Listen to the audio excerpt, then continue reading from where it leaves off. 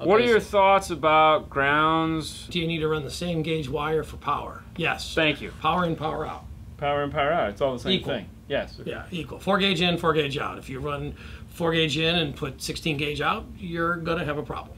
But if you ever look at it like a flow chart for DC, there's a battery, and there's a wire that comes off the battery, goes to whatever it is, and then there's a wire that comes out of the, and then goes back to the battery. Whether it's in a car or just a standalone on a bench, that is it's the flow path. So, and depending on what engineer you talk to, it either flows from the negative through back to the positive, or from the positive back through. And that's why, like in this truck here, we have such an issue. You run your standard 4 gauge power, and then the return to the battery is through this glued together aluminum frame. Right. And that's not good enough to emulate a 4 gauge wire. Whereas in a steel car, you look at it and you go, okay, there's this giant piece of steel, and that steel should Represents the have return path wire. Right. or a piece of 0 gauge wire. Well, same as, JL has that marine wire, the yellow and the red. Yeah, It's, we have Stinger. yeah, so it's 4 gauge in, 4 gauge out, because you're not going to get a ground on a boat anywhere. But that's exactly why it's 4 gauge in, 4 gauge out, same way.